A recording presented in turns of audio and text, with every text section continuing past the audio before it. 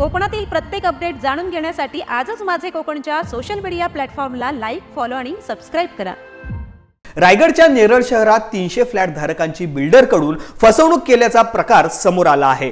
अतिव गाला असं या बिल्डरचे नाव असून नेरळ पोलिसांनी या बिल्डरला अटक केली आहे। नेरळ शहरापासून 5 किलोमीटर अंतरावरती विजय ग्रुप हाऊसिंग लिमिटेड या कंपनीकडून 100 एकर जागेत 5000 फ्लॅट बांधण्याचं काम या कंपनीकडून सुरू होतं। मात्र ऐनवेळी नागरिकांकडून 80% पैसे उकळल्यानंतर या बिल्डरने फ्लॅट धारकांची फसवणूक करण्यास सुरुवात केली। यानंतर संतप्त फ्लॅट धारकांनी अखेर नेरळ पोलीस ठाणे गाठून या बिल्डर विरोधात तक्रार दाखल केली। यानंतर नेरळ पोलिसांकडून या बिल्डरला फ्लॅट धारकांच्या आर्थिक फसवणूक केल्याप्रकरणी अटक केली आहे।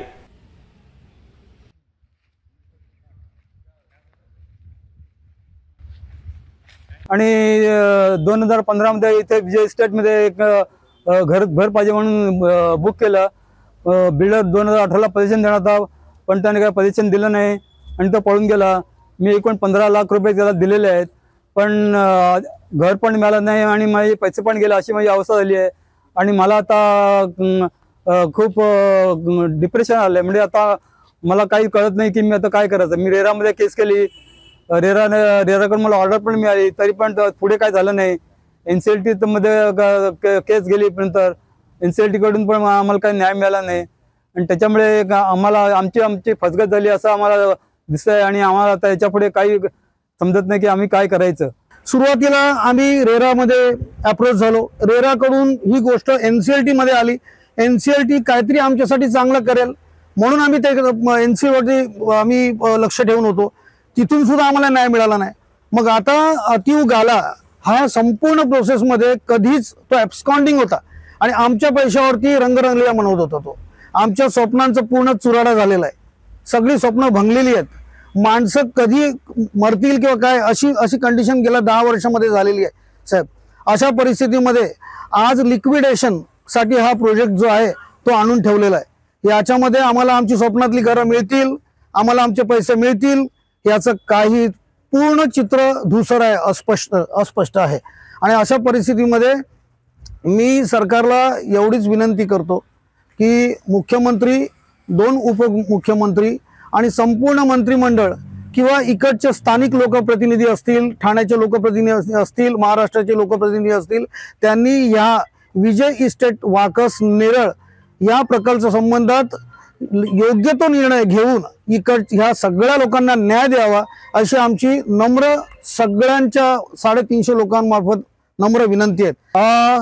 2018 साली मी इथे पैसे भरले घर मिळावं म्हणून, तर जवळजवळ 95% पैसे भरलेले आहेत आणि 2020 साली घर मिळणार होतं।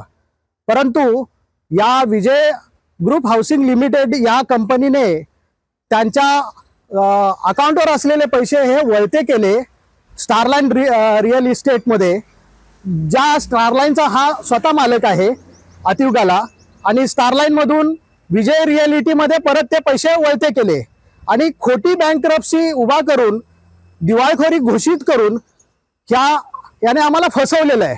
आणि त्यामुळे आज इथे नेरळ पोलिसांनी अतिव गालाला अटक केलेली आहे। तर आम्ही नेरळ पोलिसांचे धन्यवाद देतो की परत कुठल्याही बिल्डरने अशा प्रकारे घर खरीददारांना फसवू नये, ही माझी त्यांना विनंती आहे। त्याला कडक ते कडक शिक्षा झाली पाहिजे। बँकरप्सी जी उभा केलेली आहे अतिव गालाने आणि विजय ग्रुपने, ही खोटी बँकरप्सी आहे। त्यामध्ये ना आम्हाला कुठून न्याय मिळायचा हे आम्हाला आता कोडं पडलेलं आहे। मॅगी रॉड्रिक्स, मी 2015 साली विजय इस्टेट वाकसमध्ये बुकिंग केलेली आहे माझ्या मुलाच्या नावावर नेरळ। आणि तेव्हा बुकिंग केलं तेव्हा सांगितलं होतं का अर्ली 2018 मध्ये तुम्हाला पोझिशन भेटणार, पण 2018 आता इतक्या वर्ष गेली तरी नाही भेटले। केस आमची रेराला गेली, ऑर्डर भेटलं, तिथे बी नाही भेटला। मग कशाला रेरा काढलं? मग नंतर NCLT मध्ये केस गेली, तिथे बी काही आम्हाला जस्टिस भेटलं नाही। तर कुठली गव्हर्नमेंट बॉडीज आम्हाला जस्टिस देणार, हे प्रश्न आहे। किती पैसे आम्ही 95% पेमेंट ऑलरेडी केले आहे बिल्डरला। आणि आम्ही आम जनता we are suffering from it, paying EMIs, paying interest after interest, interest after interest, and no possession. Many people have died from our group also, paying interest and paying EMIs. Neral police Thane गुन्हा register number 190/2021 IPC 420-406-34 व MOFA act 4 नुसार दिनांक 18/9/2021 रोजी गुन्हा दाखल करण्यात आलेला होता. गुन्ह्यातील मुख्य आरोपीत आतिल वज्रलाल गाला मुंबई हे यांनी नेरळ हद्दीमध्ये असणारा मोजे वाकस या गावामध्ये विजय इस्टेट एक बांधकाम प्रकल्प तयार केलेला होता.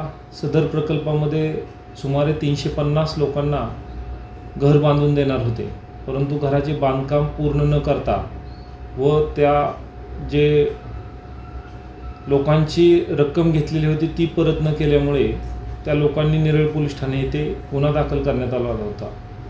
गुन्हा दाखल केल्यापासून ते अद्यापपर्यंत तपासामध्ये कोणत्याही प्रकारचं सहकार्य केलं नव्हतं व पोलीस स्टेशनला देखील ते आलेले नव्हते. त्यांच्याविरुद्ध ठाणे येथेही 3 गुन्हे दाखल आहेत, परंतु तेथे देखील तपासाकरता हजर राहिले नव्हते व फरारी होते.